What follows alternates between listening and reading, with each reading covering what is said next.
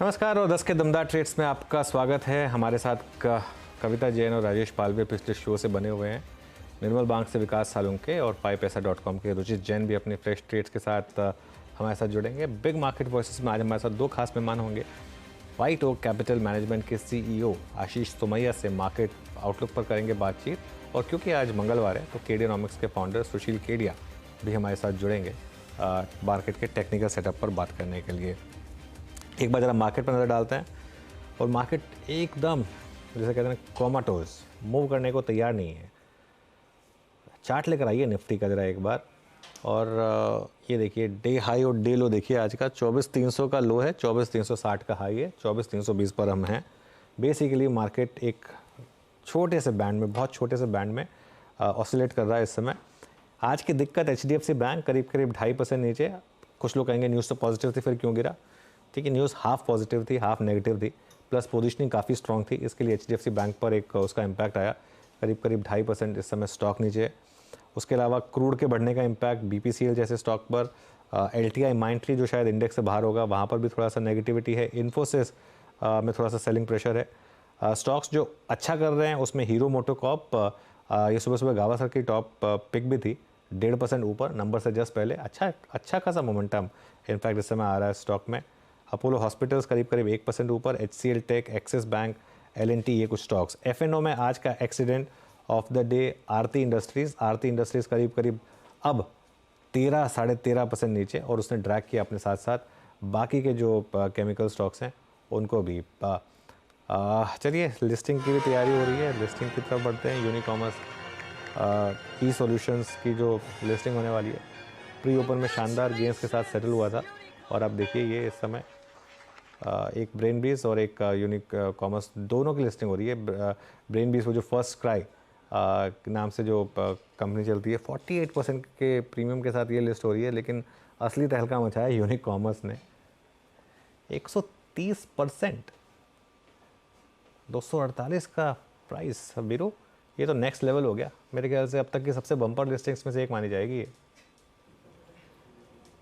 बिल्कुल अनुज, मेरे ख्याल से हाँ यूनिकॉमर्स मैं इनकी मैनेजमेंट से मुखातिब हुआ था अनुज, और मेरे ख्याल से जिस प्रकार से ई-कॉमर्स का चलन है, आप और मैं अमेज़ॉन से, फ्लिपकार्ट से जिस तरीके से पार्सल्स मंगाते हैं, ऑर्डर करते हैं, हर पे इनका एक टोकन होता है, तो मुझे अच्छी लगी थी कंपनी। बहरहाल लिस्टिंग बहुत अच्छी है। तो अनुज क्या लिस्टिंग गेन लेना चाहिए यहाँ पे? निकल जाए एक बार लिस्टिंग गेन। अगर इतनी बड़ी लॉटरी लग जाए तो हमेशा ले लेना चाहिए। उसके बाद मतलब लिस्टिंग में अगर आपको अलॉटमेंट मिल गया तो वाई नॉट। लेकिन ये ना इनमें ऐसी कंपनियों में ना मैं एक चीज़ हमेशा बोलता हूँ कि लिस्टिंग के बाद के ना 2-3 क्वार्टर के नंबर्स और देख लीजिए, अगर आप उसके बाद इनको रखना चाहते हैं तो। क्योंकि कुछ लोग सेल कर देते हैं लिस्टिंग पे, कुछ लोग रखते हैं, और रखने का भी लॉजिक होता है। रखने का लॉजिक ये होता है कि अगर एक स्टॉक जहाँ पर लोग 100% प्रीमियम देकर भी खरीद रहे हैं तो कुछ तो वहाँ पर अच्छा होगा। वो बात से मैं सहमत हूँ, लेकिन उसके बाद 2-3 क्वार्टर के नंबर्स देखिए ठीक ठाक है या नहीं है। लेकिन ये लिस्टिंग जो है ना, जितनी आपकी बेस्ट केस आउटकम थी उससे भी ऊपर है, तो थोड़ा तो प्रॉफिट बुक मेरे ख्याल से करना चाहिए ऐसी चीज़ों में। जी हम अच्छा, एक बार वो लेके आइएगा ओला इलेक्ट्रिक, जरा उसको देखते हैं। मतलब लिस्टिंग के बाद से लिस्टिंग हुई थी करीब 77 रुपये के आसपास, उसके बाद 95, उसके बाद 110। आज का इंट्राडे हाई जो इसने लगाया वो था करीब 129 रुपये। तो लगभग इसमें पैसा जो था वो दुगना हो गया था। क्या शानदार लिस्टिंग थी। लिस्टिंग शानदार नहीं थी, उसके बाद का चलन बहुत शानदार रहा। रुचित विकास इस वक्त फ्रेश पर्सपेक्टिव लेके जुड़ चुके हैं। रुचित जी नमस्कार, आपके दो ट्रेड्स इस वक्त के। नमस्कार वीरेंद्र जी, नमस्कार सभी को। दो स्टॉक्स है खरीदारी साइड, बट मैं थोड़ा डिफेंसिव स्पेस पे हूँ, क्योंकि निफ्टी ने अपना जो इमीडिएट रेजिस्टेंस था 50% रिट्रेसमेंट वाला, वो कल अब तक सरपास नहीं किया है। तो पहला पिक मेरा सिप्ला में रहेगा, जहाँ पे एक हाई टॉप हाई बॉटम का स्ट्रक्चर बना है। So irrespective of market move, I think pharmaceutical एक ऐसा स्पेस है कि जहाँ पे हम एक रिलेटिव आउट परफॉर्मेंस कंटिन्यू होते हुए देख सकते हैं। तो सिप्ला में 1560 के स्टॉप लॉस के साथ खरीदारी की सलाह है। 1670 के अराउंड के टारगेट से स्टॉक में एक्सपेक्ट कर सकते हैं। और दूसरा पिक रहेगा आईटीसी। सो आईटीसी पिछले कुछ दिनों से एकदम शांत है, बट आप देखेंगे तो मार्केट्स की वॉलेटिलिटी में स्टॉक ने अपने इस कंसोलिडेशन में इमीडिएट सपोर्ट्स कोई भी ब्रेक नहीं किए। तो मोर एक टाइम वाइज करेक्शन हुआ है पिछले कुछ समय में। अब यहाँ पे रिस्क रिवॉर्ड रेशियो काफी फेवरेबल है, क्योंकि सपोर्ट्स काफी नजदीक है करंट लेवल से। सो अगर ये टाइम वाइज करेक्शन के बाद next leg of up move का रिजम्पशन होता है, तो करंट लेवल से एक अच्छा मूव आईटीसी में एक्सपेक्ट कर सकते हैं। तो 488 के स्टॉप लॉस से आईटीसी में खरीदारी की सलाह रहेगी 508 से 510 के रेंज के टारगेट्स के लिए। ओके, तो ये हो गई रोचित की 2 ट्रेड्स। विकास जी गुड मॉर्निंग, आपकी ट्रेड्स? नहीं अनुज जी, वीरेंद्र जी, देखो ओवरऑल मार्केट में थोड़ा सा साइडवेज मोमेंटम देखने मिल सकता है, बट स्टॉक स्पेसिफिक बहुत सारा यहाँ पे एक्शन देखने मिल सकता है। मेरा एक बाय और एक सेल कॉल रहेगा। पहला बाय तो रहेगा फार्मा से, और इन द फार्मा मुझे यहाँ पे स्ट्रांग लग रहा है। हमने हमारे क्लाइंट को भी ये काउंटर रिकमेंड कर चुके हैं। यहाँ पे मुझे लगता है 1570 के टारगेट के लिए और फार्मा को यहाँ पे बाय करके लेके जाना चाहिए। एक अच्छा मोमेंटम कैरी करते हुए देखने मिल रहा है, और लास्ट 2 दिन का जो अपसाइड का जो इमीडिएट रेजिस्टेंस फेस कर रहा था 1490 के, उसके ऊपर ये भी ट्रेड करते हुए देखने मिल रहा है। तो नीचे में 1460 का स्टॉप लॉस लगाना है, 1570 के टारगेट के लिए यहाँ पे और फार्मा बाय करना है। दूसरा मेरा सेल साइड रहेगा आरईसी लिमिटेड। आरईसी लिमिटेड यहाँ पे हमने नोट डाउन किया है कि 485 पे एक स्ट्रगल कर रहा है ऊपर की तरफ जाने के लिए। वहां पे एक इमीडिएट रेजिस्टेंस देखने मिल रहा है, तो 586 के स्टॉप लॉस से यहाँ पे सेल कॉल लेके जाना चाहिए। मुझे लगता है नीचे की तरफ थोड़ा सा यहाँ पे रिट्रेसमेंट देखने मिल सकता है। 550 के आसपास का एक रिट्रेसमेंट मुझे लगता है आरईसी में आते हुए देखने मिलेगा, तो आरईसी सेल कॉल।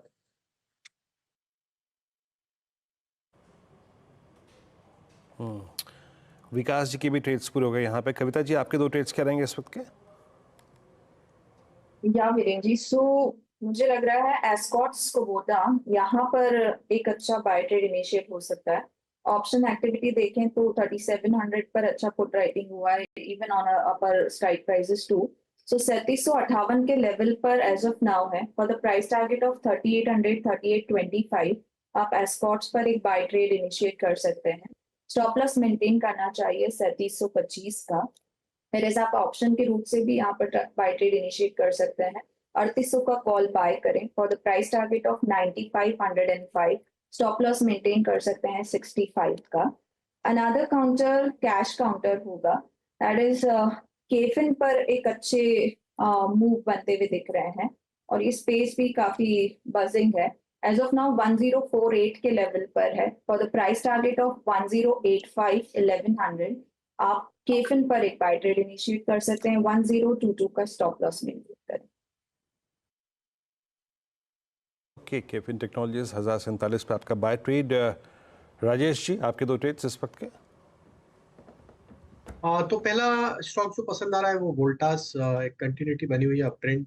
यहाँ पे stock all time high trajectory पे ट्रेड करते हुए दिख रहा है। हमें लगता है वोल्टास में जो स्ट्रक्चर बने हुए ये मोमेंटम फर्दर एक्सटेंड होते हुए दिख सकता है। 1630 1640 के अपसाइड के टारगेट के लिए वोल्टास पे बाय करने की सलाह है। स्टॉप लॉस रखेंगे करीब 1570 के आसपास। दूसरा स्टॉक कैश सेगमेंट से और उसमें ऑयल एंड गैस स्पेस से हमें ऑयल इंडिया यहाँ पे पसंद आ रहा है। ऑयल इंडिया ने अपनी वापस ऑल टाइम हाई ट्रेजेक्टरी को रिगेन किया है। एक माइल्ड प्रॉफिट टेकिंग के बाद स्टॉक में वापस काफी स्ट्रांग बाइंग एक्शन हमने देखी लास्ट 2-3 हफ्तों में। ऑयल इंडिया का स्ट्रक्चर जिस तरीके से बने हुए हैं हमें लगता है यहाँ पे 730 740 की अपसाइड आते हुए दिख सकती है। स्टॉप लॉस जो रखना होगा करीब होगा 665 के आसपास। जी एक बार अच्छा, ये ट्रेड्स पूरे हो गए सभी विशेषज्ञों के आज के। इस बीच ओरेकल फाइनेंशियल्स को रखिएगा अपनी स्क्रीन पे, और with I think bit of turbulence, थोड़ी बहुत टर्बुलेंस तो है, बट स्टिल एक क्लियर मैसेज है निफ्टी आईटी का कि मैं आज एक लीडिंग इंडिकेटर हूँ निफ्टी के लिए। मैं ही डाउन साइड रेस्ट्रिक्ट कर रहा हूँ, मैं ही थ्रस्ट जनरेट कर रहा हूँ। ओरेकल फाइनेंशियल्स रखिएगा। और जो निफ्टी आईटी है आज 39,292 पे इस वक्त अपने 10 डे एक्सपोनेंशियल मूविंग एवरेज के ऊपर आके ट्रेड करता हुआ। ये क्लियर ट्रैजेक्टरी होती है जहाँ पे बाकी आप वो अगर इंडेक्स ट्रेडेबल नहीं है तो शायद स्टॉक्स को कंफर्टेबली पिक कर सकते हैं। विकास, ओरेकल फाइनेंशियल्स पे आपका व्यू क्या है इस वक्त, या फिर कोई और मिड कैप आईटी स्टॉक जो आप चूज करना चाहें इस वक्त?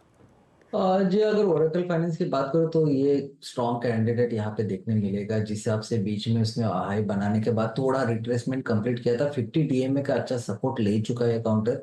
मुझे लगता है वापस ये नई हाई की तरफ वापस जाएगा 11,300 11,500। अपसाइड में एक अच्छा मोमेंटम कैरी करते हुए देखने मिल सकता है, तो मुझे लगता है ओरेकल फाइनेंस यहाँ पे स्ट्रॉन्ग देखने मिलेगा। उसके साथ साथ अगर दूसरा आईटी सेक्टर में देखना है तो मुझे लगता है टीसीएस जो लास्ट कुछ दिनों में हमने देखा है एक to 7 ट्रेडिंग सेशन में हम देखना है कि स्ट्रगल कर रहा है 40 to 30 के आसपास का जो रेंज, अगर ये 30 के ऊपर जाता है, 40 to 30 के ऊपर आज का डेज है वापस ब्रेक करता है, तो मुझे लगता है यहाँ पे एक अच्छा मोमेंटम देखने मिल सकता है, जिसको ये ऊपर की तरफ 4320 तक अप मूव कर सकता है। नीचे में 4180 इंपॉर्टेंट सपोर्ट यहाँ पे टीसीएस में भी देखने मिल सकता है। तो मुझे लगता है टीसीएस में अगर ये वापस 30 के ऊपर आता है तो अच्छा मोमेंटम कैरी करते हुए देखने। चलिए अब थोड़ी सी मार्केट की लॉन्ग टर्म की बात करते हैं।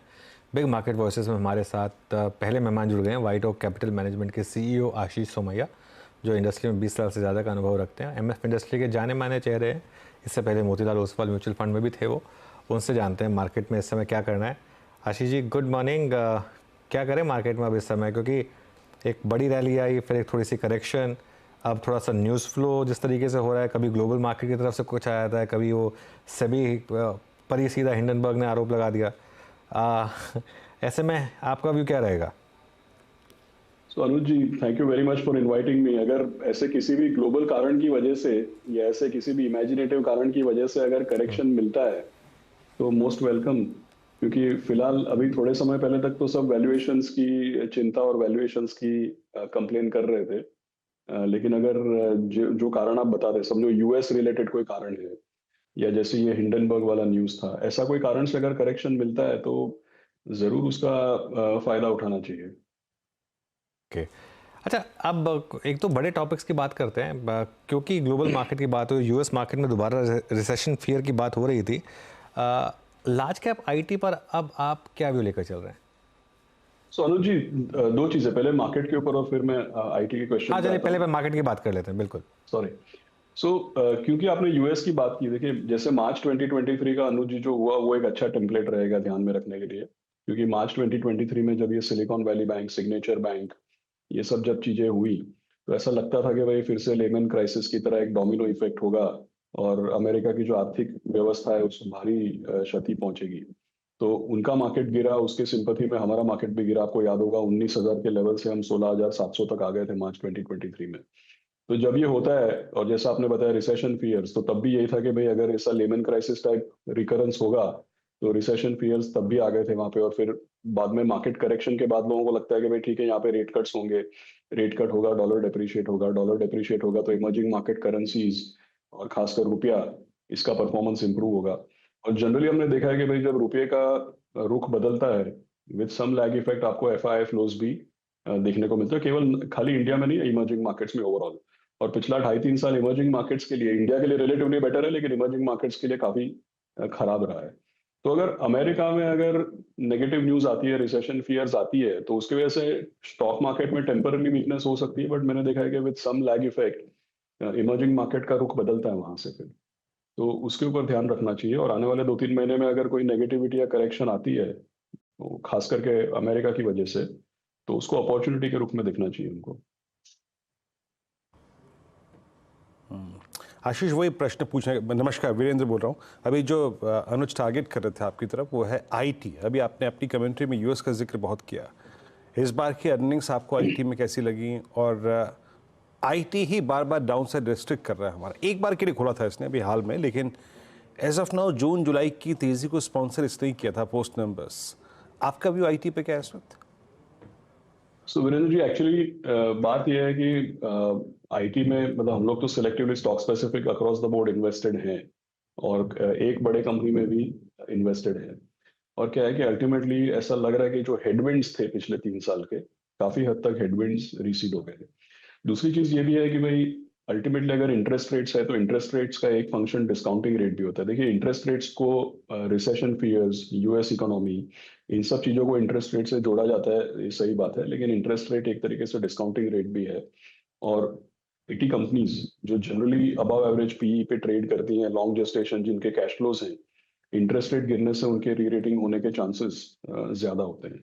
तो पहली बात यह है कि इट है पिछले 2-3 महीने में जब भी बात हुई है कि भाई कॉन्ट्रा कॉल बन गया था एक तरीके से, कॉन्ट्रा कॉल पे देखना चाहिए, इस तरीके का भी डिस्कशन हुआ। तो एक तरीके से कॉन्ट्रा कॉल, दूसरा हेडविंड्स कम होना, खास करके इंटरेस्ट रेट्स कम होने की जो संभावना है वो। और तीसरा चीज मैं ये बोलूंगा कि स्टॉक सिलेक्शन बेसिस पे, जैसे समझो ऐसी आईटी कंपनीज है जो बैंकिंग एंड फाइनेंशियल सर्विसेज को सर्विस करती हैं। जैसे हमारे पोर्टफोलियोज में काफ़ी कंपनीज ऐसी हैं जो BFSI टारगेटेड IT है, स्मॉल कैप हो सकता है, मिड कैप हो सकता है, तो काफ़ी डाइवर्स सेक्टर है।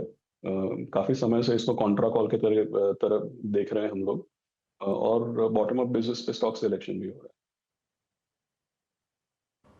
है।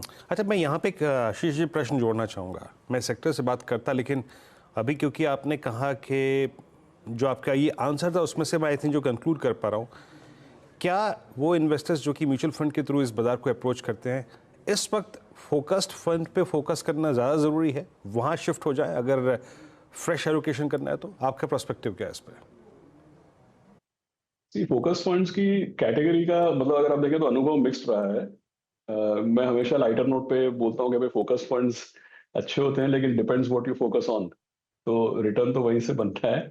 मुझे ऐसा लगता है कि अभी जो मार्केट है वो पिछले 2-3 साल से कुछ ना कुछ लेबल्स, कुछ ना कुछ थीम्स या कुछ ना कुछ मैक्रो ड्राइवर्स के बेसिस पे चल रहा था, और मुझे ऐसा लगता है कि अभी पिछले 2-3 महीने में ये जो मैक्रोज में चेंज होने की फिर से बात हो रही है, खास करके US रिलेटेड और इंटरेस्ट रेट रिलेटेड, तो मार्केट में एक रोटेशन का अच्छा खासा पॉसिबिलिटी है। आपको पिछले 2-3 महीने के परफॉर्मेंस, जैसा आपने खुद जिक्र किया कि भाई IT रैली को IT ने स्पॉन्सर किया, आपको कभी कभी आप देखिए बीच में फार्मास्यूटिकल्स, जैसे मैं एग्जांपल देता हूँ, 2-3 महीने पहले हमने एक फार्मा फंड लॉन्च किया था। सबकी नज़र डिफेंस मैन्युफैक्चरिंग इंडस्ट्रियल पे है, लेकिन आपको जान के सरप्राइज होगा कि फार्मा फंड का भी पिछले 3 महीने का रिटर्न डिफेंस फंड के मुकाबले में कंपेरेबल में है। सो मार्केट में क्या है कि ये इंटरेस्ट रेट्स और मैक्रोस के चेंज के अंदेशा होने से मार्केट का अंडर करंट भी चेंज हो रहा है, सेक्टर्स में भी रोटेशन हो रहा है। तो बोलने वाली बात यह है कि इस तरफ इस समय पोर्टफोलियो ब्रॉड बेस्ड, डाइवर्सिफाइड और ब्लेंडेड होना चाहिए, ना कि फोकस्ड होना चाहिए। क्योंकि और अगर पोर्टफोलियोज में पिछले 2-3 साल में जो चला, अगर वो ओवरलोडेड है, तब तो मार्केट रोटेशन में अंडर परफॉर्मेंस की ज्यादा रिस्क बनती है। तो आई थिंक पोर्टफोलियो अभी पिछले 3 साल में जो बहुत चला है वहां से हटके जो चीजें नहीं चली हैं उसके फेवर में पोर्टफोलियो को एक्चुअली रीबैलेंस करना चाहिए और ब्रॉड बेस करना चाहिए। ओके, बिल्कुल। अच्छा, अब एक जो टॉपिक मेरे दिमाग में फ्रेश है वो है PSUs। मतलब PSU में भी काफ़ी बास्केट्स हैं, लेकिन बहुत पैसा बनाया डिफेंस ने, बहुत पैसा बनाया रेलवेज़ ने, कुछ हद तक PSU बैंक चले, वो चलना बंद हो गए, अब एनर्जी स्टॉक्स चल रहे हैं PSUs में। आपके पोर्टफोलियो में हैं क्या PSU स्टॉक्स, और क्या व्यू है आपका? सो अनुज जी, हम लोग के पोर्टफोलियोज, जैसे मैंने अभी थोड़े समय पहले जिक्र किया, पोर्टफोलियोज हमारे पूरे ब्लेंडेड है, किसी एक तरफ से टिल्टेड नहीं है। तो म्यूचुअल फंड्स जो है हमारे, वो पूरी तरीके से private sector versus public sector, growth versus value, सारे के सारे फैक्टर्स को बैलेंस करते हुए चलते हैं। तो जरूर पब्लिक सेक्टर एंटरप्राइजेज में भी एक्सपोजर है हमारा, लेकिन इसमें चूजी या सिलेक्टिव होने की जरूरत है। देखिए पिछले थोड़े समय में क्या हुआ है कि भाई ऑर्डर बुक्स पे सब चलने लगा है। अभी 2006, 7, 8 में भी हम सब थे बाजार में, हमने देखा है कि ऑर्डर बुक पे जब मार्केट चलता है, फिर अल्टीमेटली लंबी अवधि में तो फ्री कैश फ्लो और फ्री कैश फ्लो का कॉस्ट ऑफ कैपिटल के ऊपर कितना इंक्रीमेंटल रिटर्न है वो अल्टीमेटली मैटर करेगा। तो ये ऑर्डर बुक्स को, जैसे मैंने सोशल मीडिया वगैरह पे या कहीं इन्वेस्टर ग्रुप्स में मैं देखता हूँ कि लोग कंपाइलेशन भेज रहे एक दूसरे को कि भाई कौन सी कंपनी का कितना बड़ा ऑर्डर बुक है। अब अगर इस चीज के ऊपर डिसीजन मेकिंग होने वाली है, तब तो आई थिंक लोगों को सावधान रहना चाहिए। और ये ऑर्डर बुक वाला जो मामला है वो 2006, 7, 8 में भी हमने देखा, वो कोई कंपनियां किसी के पोर्टफोलियो में है नहीं अभी। तो आई थिंक वो एक रिस्की चीज है। आई थिंक उससे थोड़ा बच के रहना चाहिए। और मेरा, जैसा मैंने पहले भी वीरेंद्र जी को बताया, मुझे ऐसा लगता है कि मार्केट में एक सेक्टर रोटेशन ऑलरेडी स्टार्ट हो गया है, तो रेयरव्यू मिरर से थोड़ा सावधान रहना चाहिए। ऑलराइट, आशीष जी बहुत बहुत शुक्रिया आज हमारे साथ जुड़ने के लिए और हमसे बात करने के लिए। Thank you. चलिए अब आगे बढ़ते हैं, और क्योंकि ट्यूसडे है, हमारे साथ केडियानॉमिक्स के फाउंडर सुशील केडिया जुड़ गए हैं। आइए उनसे समझते हैं कि टेक्निकल सेटअप और कमाई वाली कॉल्स इस समय कहाँ पर हैं। Sushil ji good morning. तो अब इंडेक्स पर क्या व्यू प्ले हो रहा है, क्योंकि वो आपका जो पिछला व्यू था वो एकदम सटीक बैठा, अब लोग जानना चाहते हैं कि अब आपकी नज़र कहाँ पर है, किन लेवल्स पर नज़र रखें? पहले मार्केट की बात कर लेते हैं, फिर सेक्टर एंड स्टॉक स्पेसिफिक बात करेंगे। तो आइए आपको मैं निफ्टी और बैंक निफ्टी से शुरुआत करता हूं। पीसीआर से अनुरोध है थोड़ी देर के लिए मेरी स्क्रीन को शेयर रखें। आप ये देखिए कि निफ्टी की जो आवरली चार्ट है, इसमें अगला रेजिस्टेंस है 24,660 का, और जैसे ये 24,660 क्रॉस करेगी तब हम इसके ऊपर में बड़ा व्यू लेंगे 25,500 वाला। 25,500 एक संभावना है, और इस बाजार में जहां नेगेटिव सेंटिमेंट्स, नेगेटिव न्यूज और रोज कुछ ना कुछ छिटपुट छेड़छाड़ हो रही है, तो बिगड़े हुए वातावरण के अंदर में वातावरण कभी भी ट्रेडर को सपोर्ट नहीं करता, उसके उल्टा चलता है। मार्केट का काम है जो इंटेलिजेंट इंसान के दिमाग में महज उसकी इंद्रियों से जो कुछ आने वाला है, बाजार उसका उल्टा करवा देगा। तो सबके पास वो इंद्रियां हैं। बाजार का माहौल बिगड़ा हुआ है और रैली बन रही है, तो 24,650 तक की एक रेजिस्टेंस को मैं कुछ दिनों के लिए देख रहा हूं। तो चुनौती ये है अनुज कि बड़ी छुट्टियों को देख करके 24,650 आ भी गया, लोग अपना माल छोड़ के चले गए, तो हो सकता है जब तक हम मंगलवार को वापस रीअसेंबल करें, अमेरिका का मार्केट काफी तेज हो चुका होगा। तो स्टॉक स्पेसिफिक पोजीशंस को लेना बेहतर है।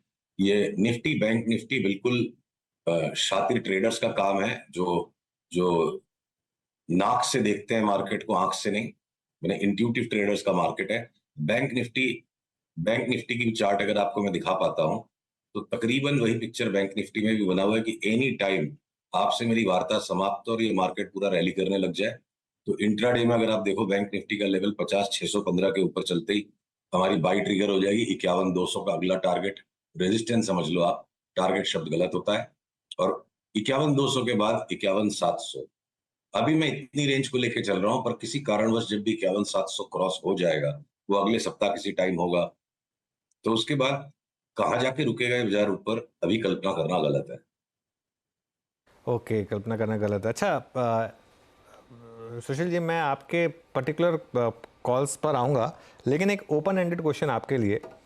अब अदानी ग्रुप स्टॉक्स में क्या करना है? मैं ये इस क्वेश्चन को थोड़ा इसलिए पूछ रहा हूँ कि संडे को ही हमने बात की थी, और अब थोड़ा सा एक MSCI का भी एक शायद एम्बार्गो हटा है, लेकिन ओपन एंडेड क्वेश्चन है, अगर अदानी ग्रुप स्टॉक्स पर पहली बात तो क्या आप अभी भी लॉन्ग हैं, और दूसरी बात, अब यहाँ पर कौन से स्टॉक आपको अच्छे लगते हैं, कौन से स्टॉक खराब लगते हैं? अडानी ग्रुप के स्टॉक्स पे हम देखिए, अगर पीसीआर चार्ट दिखा पा रहा है, तब तकरीबन लो में पकड़ लिया था इनको, ट्रेडिंग लो पे आके, और उसके बाद इस ड्रॉप में भी हमने और पोजीशंस ऐड करवाई है अपने क्लाइंट्स को, और जो न्यूज का फ्लो भी है, मतलब अडानी से रिलेटेड 4-6 लाइनें लिख दी, उस व्यक्ति ने आके बाजार में शरारत करी जिसने पहले अडानी के साथ हंगामा मचवाया था। तो सिर्फ उस बात के लिए जो कल वीकनेस एक टेम्पररी आनी थी, कमजोर आदमी का माल कटना था, हमारी रीडिंग यही है। रॉन्ग राइट अपनी जगह होगा जब उसके स्टॉप लॉस लगेंगे।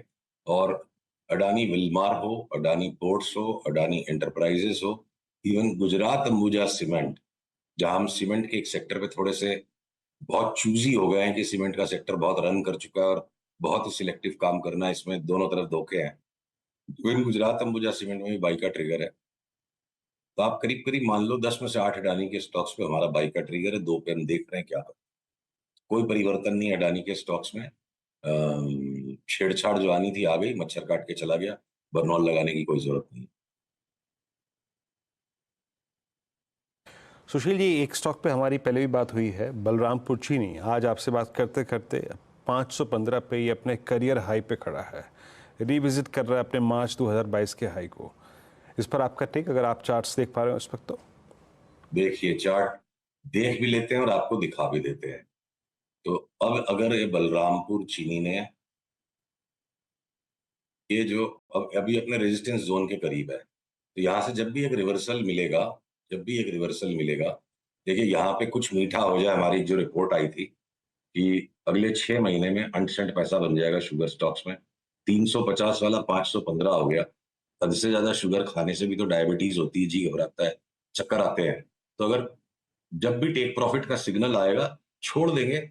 450 की कोई फोरकास्ट नहीं, पर संभावना है कि वहां तक भी अगर मिल सकता है तो मुनाफा खाया हुआ रहेगा, तब लेंगे। आप चीनी को खाओगे नहीं टाइम पे तो उसको चींटी खा जाएगी, तो पुलबैक में इसको और लेंगे, जिसके बाद अभी भी धारणा यही है कि इसको 600 तक जाना अंतोगत्वा। पर अब एक बार ओवरबॉट हो रहा है, और प्रीएम्प्ट नहीं करेंगे। जिस दिन भी कोई टेक प्रॉफिट का सिग्नल आएगा उस दिन हम बेचेंगे, जिससे कि क्या पता हमें वापस 50-60 रुपया नीचे मिल जाए और हम उसको लेकर वापस 600 में बेचने की कोशिश करें। अच्छा, एक आपकी कमेंट्री में लास्ट टाइम एक स्पेस का जिक्र हुआ था, वो था मीडिया स्पेस। अब मेरे ख्याल से थोड़ा सा आपने गहन वर्क और भी किया होगा उस पर। मीडिया स्पेस में आपका व्यू क्या है? अमूमन एक स्ट्रॉन्ग फेस से जब एफएमसीजी गुजरता है तो मीडिया भी अच्छा करता है। मीडिया पर आपकी रीडिंग क्या है इस वक्त? देखिए, मीडिया स्टॉक्स पे कोई भी व्यू चेंज नहीं है 3 महीने के हॉराइजन पर। शॉर्ट टर्म ट्रेडिंग के गेम्स अपनी जगह पे हैं, टाइम टू टाइम मुनाफा बुक करना पड़ेगा, फिर से री एंट्री लेनी पड़ेगी। उदाहरण के तौर पे अगर आपको मैं पीवीआर की चार्ट दिखाऊं, इसमें इतनी पोजीशन बनाई है कि मौके पे 1450 हो जाए तो जी नहीं घबराए, और लेने की ताकत हो आपके पास। तो उस हिसाब से अगर ऊपर आप थोड़ा सा टेम्पररी मुनाफा बुकिंग कर लेते हो, इवेंचुअली 1670-80, फिर वहां से वापस टेक प्रॉफिट, और हो सकता है बहुत बड़े भाव बन जाए इसके। आपके ग्रुप के जो दोनों स्टॉक्स हैं उन पर हमारी स्ट्रांग बाई है हमारे क्लाइंट्स ने। देखिए, हम जो कुछ भी रेकमेंड करते हैं एक चीज क्लियर पहले कर देना जरूरी है, क्योंकि माहौल आजकल सोशल मीडिया रेगुलेटर को लोग कंफ्यूज करते हैं।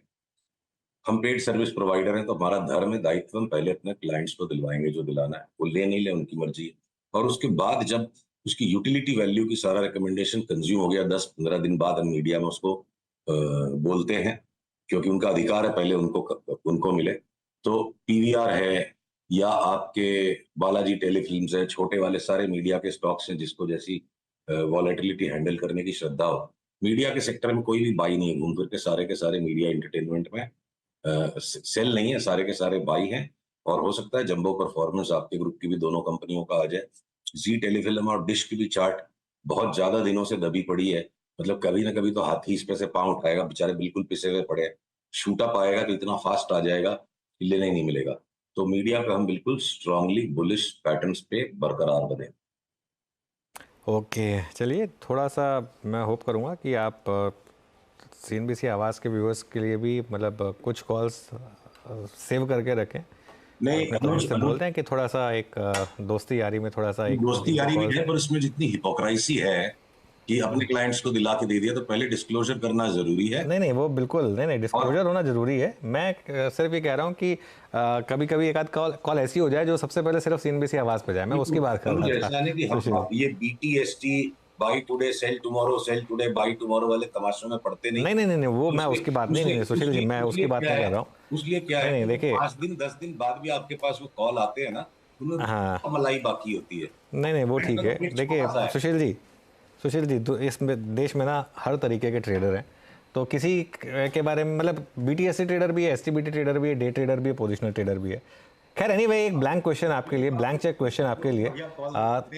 तीन चार स्टॉक्स अगर आपको कोई इस समय किसी भी सेक्टर में कोई, इसमें मैं आपको पिन डाउन नहीं कर रहा हूँ कि इसी सेक्टर से बताइए, आपकी चॉइस, पूरा 6000 स्टॉक्स आपके सामने है, कोई 3-4 स्टॉक जो इस समय आपको रॉकेट स्टॉक्स लग रहे हैं। चलिए, तो पीसीआर से अनुरोध है 2 मिनट के लिए मेरी स्क्रीन को दिखा दें।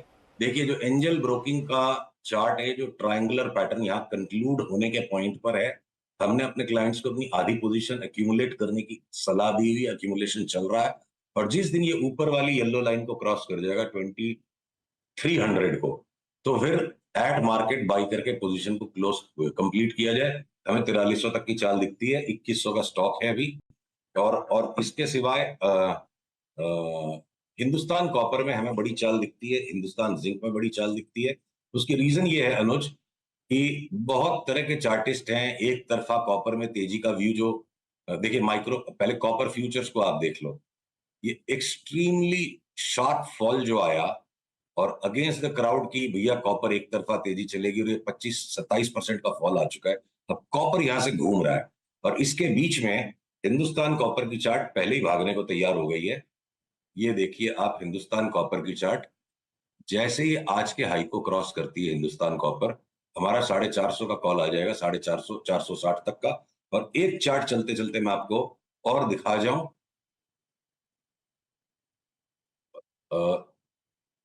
हिंदुस्तान जिंक, ये देखिए हिंदुस्तान जिंक की चार्ट अब आ गई। ये देखिए कितना सुंदर ट्रायंगुलर पैटर्न बन रहा है, एंजल ब्रोकिंग के ही जैसा।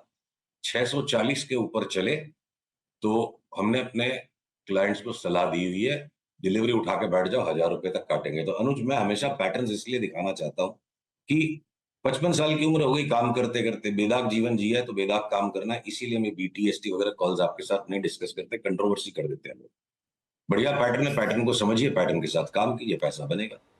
चलिए ठीक है सुशील जी, बहुत बहुत शुक्रिया आज हमारे साथ जुड़ने के लिए और हमसे बात करने के लिए। एक बहुत छोटा सा ब्रेक लेंगे और उसके बाद ट्रेडर्स हॉटलाइन।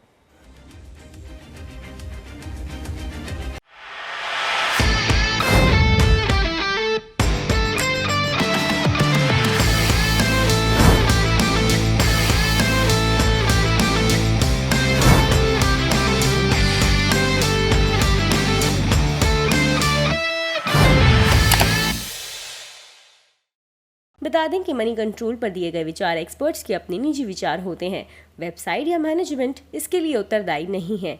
यूजर्स को मनी कंट्रोल की सलाह है कि कोई भी निवेश निर्णय लेने से पहले सर्टिफाइड एक्सपर्ट की सलाह लें।